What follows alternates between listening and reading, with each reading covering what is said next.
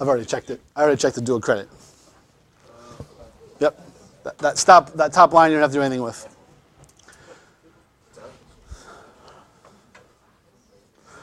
All right, my friends. Maybe I should give you a minute or two here. I'll do that. I'll pause. Somehow there's a rumor going around that there was a test today. Not today. It was supposed to be tomorrow, but then we moved it to next Monday.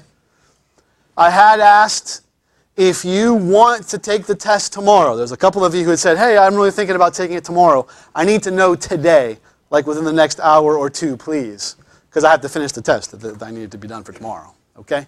So let me know. There's no pressure. Monday is absolutely fine. But again, some of you didn't want to have to deal with it over the long weekend, so come see me today. Send me an email, send me a text, smoke signal, whatever. Let me know that it is today or tomorrow. You did some work yesterday. We did, just so those of you who were gone know what we did yesterday. We talked a little bit more about alveoli, which we'll do today as well. And we covered... Sorry, so you guys are sitting with who you want to sit with, and I see that. Could you not talk? I appreciate it. The respiratory system, how it interacts. That page 475, we spent some time going through that piece yesterday. So we won't be covering that as a group together here, but so you know that that was what we did. I tried to record, but there was some difficulty, so we'll have it. Today, though, things are going well as far as I know. Hopefully this one works. Check, check, check. Check, check. Yeah. Okay, we're good still. All right, so what I want to talk about is the alveoli gas exchange. We're going to talk about how the alveoli works. And again, you had time on before we left where you did our beautiful posters out there about how they worked. Yesterday, they went through the 2 questions that are basically on your study guide about this. Right? These 2 questions here. That describing the structure and the function of the respiratory membrane and explain how air and blood exchange gases, right? I mean, they almost sound like test questions, right? Like, good, you hear that, you see that, all right? So let's spend a little bit of time talking about those, and then we'll talk about the transport as well as some of the difficulties here. So back to our slideshow. Are you comfortable that all of the parts that we've talked about, the mouth, the nose, the pharynx, the trachea, the bronchial tree, all of that is simply to transport the air to the alveoli. Those don't actually do any function as far as exchanging gases. Those are just transporting the gases to the alveoli where the actual exchange takes place. So what is the alveoli? This tiny little sac, right? Little simple squamous epithelium that's in this little bunch, and that's where the transport happens. You have a question, Ansel, or you're just praising the Lord? Good, excellent. So let's talk about that membrane. So when they talk about the respiratory membrane, they're talking about, if you look on page 471, in the very middle of the diagram, I don't have it up on the board so I can't show you, it shows you the respiratory membrane. That is basically the wall of the alveoli and the wall of the capillary. And the little bit of a basement membrane, just connective tissue between them. That's exactly, yeah. It's just like a connective tissue that helps hold stuff together. So that is this, they call it this to fuse air, these membranes together. And the reason why that's important is that's where the oxygen has to transfer from the alveoli to the capillary and from the capillary to the alveoli for the carbon dioxide. Mm-hmm.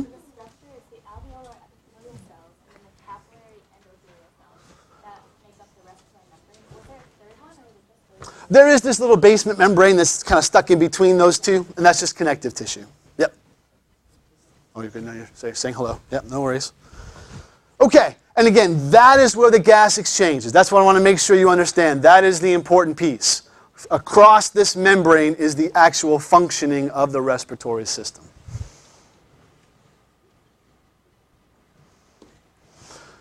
How does that diffusion happen? Well, remember, diffusion is just simply something going from a higher concentration to a lower. Remember way back in chapter 3, we talked about all these different types of movement. This is just simple diffusion.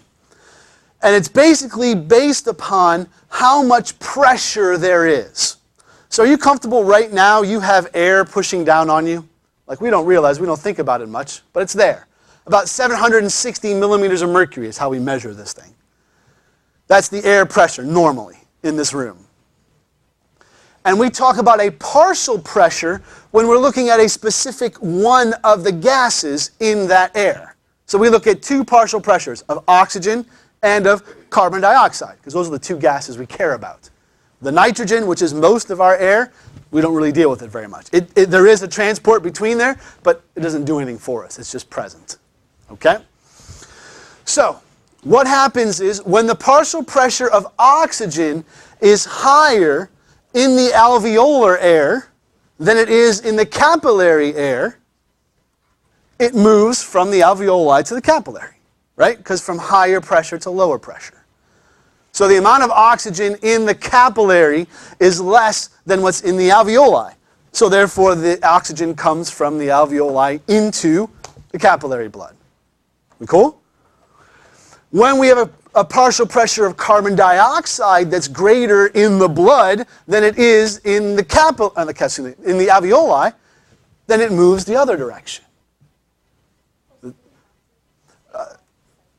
So no, oxygen is moving, again, 99 times out of 100, unless there's something wrong with the air. You've got more oxygen in the alveoli than in the blood. So it moves from the air into the blood. There's, again, 99 times out of 100, or 99,000 times out of 100,000, you've got more carbon dioxide in the blood than you do in the air, and so it moves that direction. So, like, that's because getting the air directly from the lungs, the alveoli. Right, the alveoli is the terminal end. It's the dead end of all these little tubes coming from your mouth going down into your lungs. So, like, if you're, like, in a fire and you're breathing in smoke, is that why, like, there's more carbon dioxide? It's like, The smoke inhalation you would be dying from would be that, right, you can't get enough oxygen into those areas for you to still breathe and work. Plus you've got all the other junk that's coming in that's going to clog up those areas. Yeah, yeah. You've heard of carbon monoxide? yeah. Isn't that, like, worse than carbon dioxide? Sure, carbon monoxide is one carbon and one oxygen together, right? Carbon dioxide is one carbon and two oxygens together, right? The problem with the carbon monoxide is it binds to the hemoglobin molecules. We'll talk about this in a second. The hemoglobin molecules that actually transport the oxygen other places. Because like I said on Friday, it doesn't matter if we have oxygen in our lungs. That's great for your lungs. But we want it to go everywhere else, right? To your brain, to your muscles, to your organs. And the transporting of that is this hemoglobin molecule. Well, this carbon monoxide binds to the same sites that oxygen does. And it won't let the hemoglobin carry oxygen. So instead of bringing a nice, beautiful oxygen molecule to the cell, instead it brings you a carbon monoxide molecule that you can't do nothing with. So you can die. Right? You basically are suffocating because you can't get oxygen. Exactly. What's that? Oh, yes. We'll come to that right now. We'll talk about it in 1 second. Yep. And there are lots of things that can cause an increase in those diffusion. If you've got more surface area, if you've got greater solubility, if you've got more pressure. When someone's in the hospital, have you seen them putting this oxygen mask on them? That's trying to increase the amount of pressure, the amount of oxygen present. So they'll have more oxygen available for their body to use. Does that make sense? If they're having difficulty breathing. That's one of the ways they do that. So there's, like, branches in your lungs that go, it's the dead ends of those? It is. Of every tiny little branch, like every tube in your lungs dead ends in one of these guys. Yep. And here's a picture just showing you, again, illustrating those partial pressures. Again, in the blood, in the capillaries, you've got higher carbon dioxide than in the alveoli, 45 to 40, right? So therefore, it's going to move from the blood into the lungs, that carbon dioxide. Opposite for oxygen, right? 104 versus 40. So a lot more oxygen coming into the blood from the lungs. Does that make sense? Well, we need to know those numbers.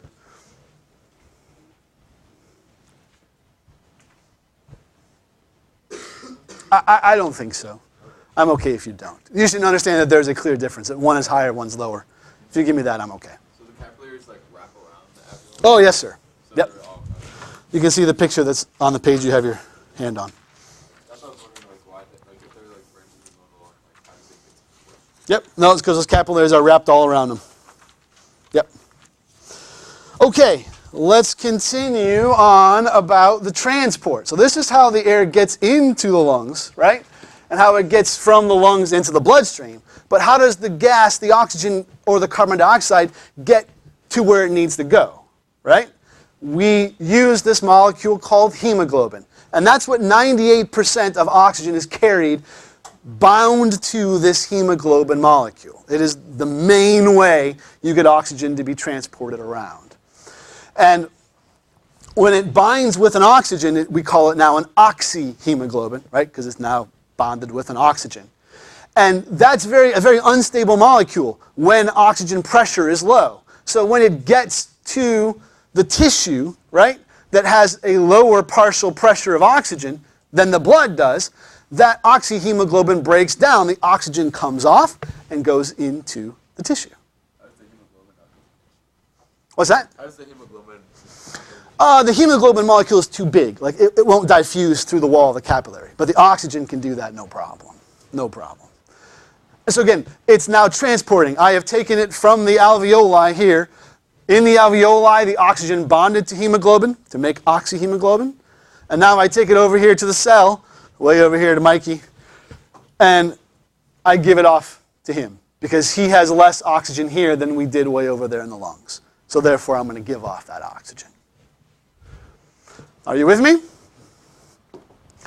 Again, more oxygen is released as the blood concentration of carbon dioxide increases. So the more carbon dioxide you have, it's going to give away more of this oxygen. As the blood becomes more acidic and as the blood temperature increases. All of these things happen when you are exercising, which is one of the reasons why your heart starts pumping more, you start breathing heavier, you need more oxygen, need to get rid of more carbon dioxide. Does that make sense? Your textbook, this section of your textbook, I think is fantastic. They do a very nice job of explaining, again, this gas transport piece, as well as the alveoli I thought was very good as well. If you don't have enough oxygen, we call that hypoxia. We have too little oxygen. Here's a picture kind of showing where these are fully oxyhemoglobins. Excuse me, this is the opposite. This is alveolus with hemoglobins here. And now the oxygens come into the bloodstream, bonded to that hemoglobin molecule. So now it's an oxyhemoglobin. It's taking to the cells where it releases that oxygen into the cells. The cell oxygen diffuses through the wall of the capillary to the cells, and they can do all the stuff they do with it. Does it have to give the oxygen to the parts close to the heart because like that's where it becomes unstable? Like so, like would your feet get oxygen last? Your feet get oxygen last simply because they're the furthest away from your heart, so it has to travel through all those blood vessels to get to it. Like fill those first before. Not necessarily. It's just that the physically transferring blood from your heart all the way to your toes is a longer trip. That's all. All the tissue has less oxygen than the bloodstream does. The arterial bloodstream does. So therefore, anytime it comes in contact with those tissues, it's going to give off that oxygen. Carbon dioxide transport is a couple different ways. And again, there's a nice little box on page 474 that shows you this difference between how oxygen and carbon dioxide is transported. Oxygen is mostly hemoglobin. There's about 1 or 2% that's dissolved in the plasma of our blood. Remember, the plasma is like the liquid part, the water part. So a little bit of oxygen just gets dissolved there. But most of it is in that hemoglobin. Carbon dioxide, there's 3 ways. Some of it does dissolve in the plasma, only about 7%, so a little bit more than the oxygen. 23% of it bonds to the hemoglobin molecule. Because hemoglobin has 2 pieces to it. The oxygen part bonds to the hema part. The carbon dioxide bonds to the globin part. There are different molecules that make these pieces up. Your textbook explains it in more detail there if you want to see it. But the hemoglobin will carry both carbon dioxide and oxygen, which is kind of clever, I think. that one molecule can do both of these transports. And that's about a quarter, about 25% goes through the hemoglobin as carbaminohemoglobin. That's the carbon dioxide bonded to the hemoglobin. Yes?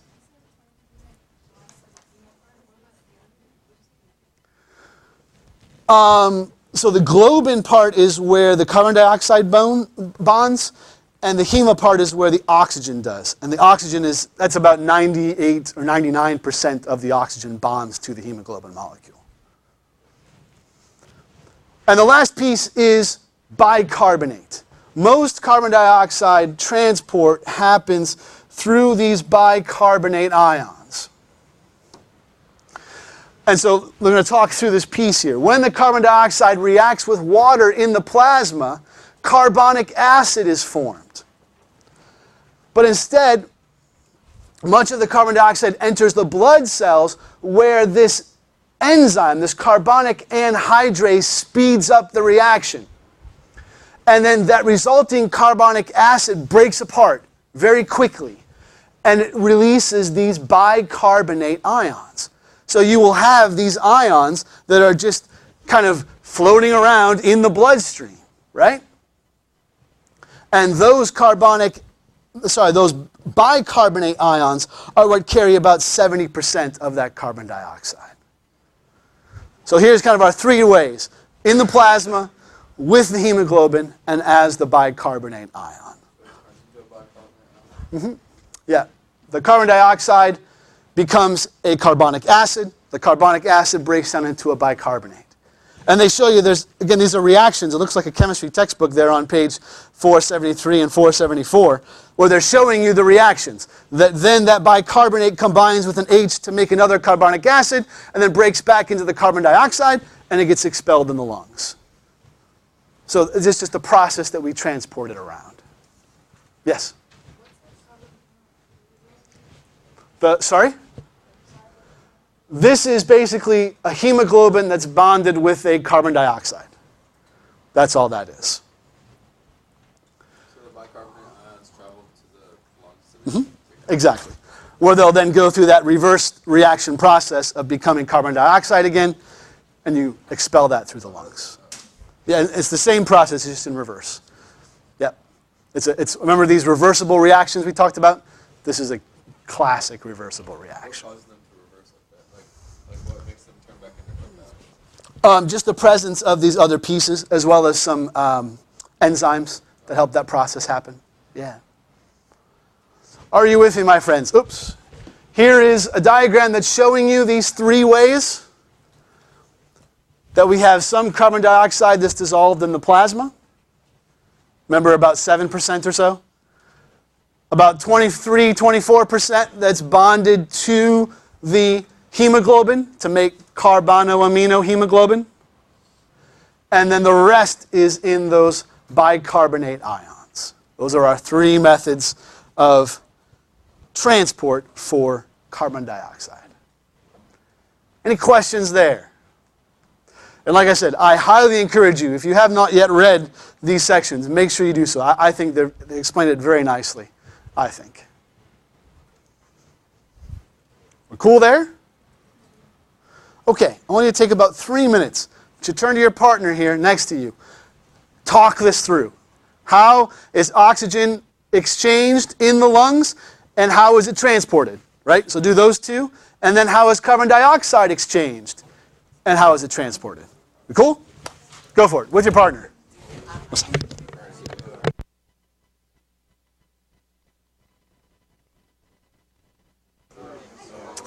All right, my friends, if you come back to me. I want to direct your attention to a couple places on the study guide. I put this up on Schoology, but I want to make sure you see that these page numbers changed. Okay? The cystic fibrosis page is not page 464, it's page 459. And the emphysema lung cancer page is not 456, it's 466. We just took a vote and we decided Ryan and Jetty was to blame for this, so thanks a lot, Ryan. Appreciate that. No, just kidding. Of course, my fault. My fault. So let's talk briefly about those. Those three different lung diseases. And of course, there are plenty of other lung diseases, okay? realizing a pulmonologist is a doctor who specializes in the lungs, right? There's a whole group of medicine that is just dealing with lung disorders. One I did not mention here, I'm not sure why I didn't, was asthma. I'm curious, how many of you have experienced asthma in some form over the years? I have, definitely. What asthma is a spasm, a tightening of those bronchial tubes. Remember that the bronchial tubes are what carry the air down to the alveoli. No, you don't have to. If it spasms, if it tightens, if it swells, it closes those off. And then you get the main symptom of asthma is that you feel like you can't breathe, right? I remember many times as a kid, one of the treatments is you sit in a hot shower room, like turn the hot water on, and you sit in that room, the steam room, and that helps to open up these passages. I remember many nights falling asleep on the floor in the bathroom of my parents' bedroom, or a bathroom, because again, that steam helps you be able to breathe better. Anyway, so that's asthma. And again, there are inhalers that are steroids, not like that make you big, huge, but that help decrease the inflammation, allows you to breathe. Yes, ma'am? Bronchitis is just inflammation of the bronchial tube. So this would be because of a bacteria, because of some sort of infection, that's irritated, causing swelling, making it, again, hard for you to breathe, so you cough. Yep. Because you breathe every day, all the time. And so those bacteria come in and they attack those tissues. Yep. All right, come back to me. Let's continue.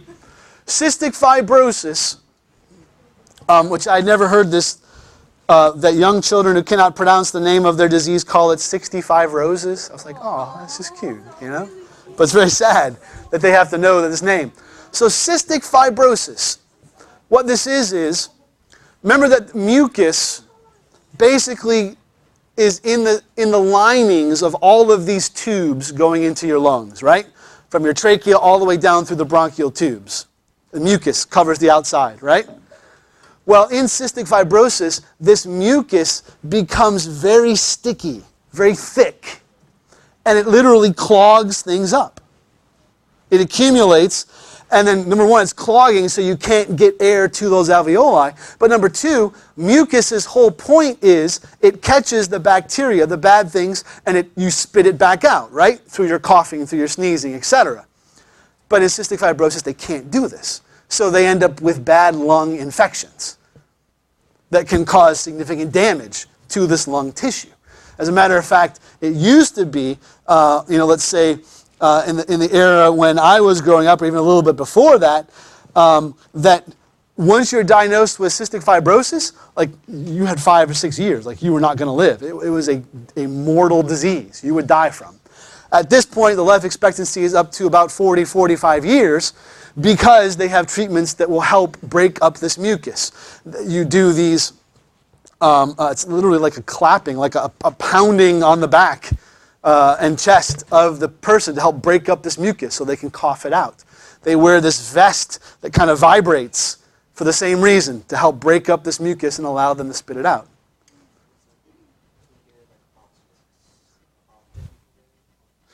This is a genetic disease, thank you. It's not a bacterial or a viral infection disease, it's a genetic piece. Yep. Right. Yep. Yep. So that's cystic fibrosis. And again, very nice little piece on page 459 that talks about that. If you were to flip over to 466, you have the information about lung cancer and emphysema. Excuse me. So let's start with emphysema. Emphysema is an irritation or a breakdown in the alveolar walls. So remember that the alveolar sacs, those tiny little pieces, let's see if I can get you a good picture here. So remember that you've got this lining, right? The actual wall of the alveoli. If that breaks down, they then form bigger alveoli, right? And you think, hey, well, that's cool, right? You want more bigger alveoli. No, no, no. You want many smaller. Why? Because we want more surface area. right? Just like in the digestive system, we have all those villi to make lots of area for you to absorb nutrients. The same thing in the lungs. We want lots of alveoli so that you can absorb more oxygen. Does that make sense? So if those walls break down, now we have less surface area to absorb oxygen, so you have a harder time breathing. Has anybody known anybody, maybe grandparents or older relatives, who've had emphysema before? My wife's grandfather, as well as my grandfather, both died from emphysema. It's a terrible disease because you can't breathe. I remember watching her grandfather in particular. I spent more time with him, just watching him labor, trying to breathe because he couldn't catch his breath. He couldn't really move or do a whole lot because any kind of exercise made it very difficult for him to breathe. There were times, yeah, at the end he was in a wheelchair, yeah. So that's emphysema. Oftentimes that is associated with smoking. That lung cancer and emphysema kind of go together, like emphysema being almost a symptom, if you will, or one of the other problems that come along with lung cancer. Lung cancer, of course, would be an actual cancer, cells in the lungs that have now, in some ways, mutated. They're not functioning the way they're supposed to, right? You're comfortable that's all cancer is, right? Something that's dividing and replicating itself in ways it's not supposed to. And you end up with tumors in the lungs, and those tumors then crowd out the alveoli, right? So therefore you can't use that part of your lung to breathe. At certain stages you can have parts of your lung removed, because remember there's lots of lobes in your lungs. You could take out, let's say, one lobe or even one whole lung. You can still live. You can't do as much, right? Because now you have less oxygen that you can get in and out, but you can live through that. Lung cancer is pretty consistently associated with smoking.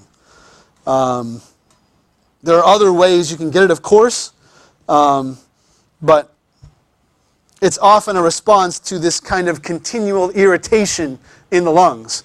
And again, smoking is basically what that does. It's just continually irritating the linings and tissues of your lungs. Any questions there? I think that's all we had, right? Yes.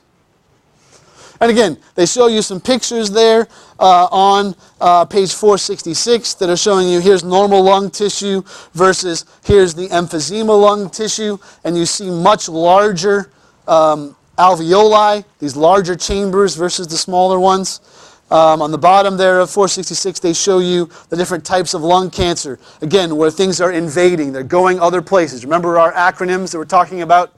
What cancer is and how it goes places it's not supposed to be. It's asymmetrical. It's burrowing or transferring other places. Cool. Any questions here? I'm going to stop this.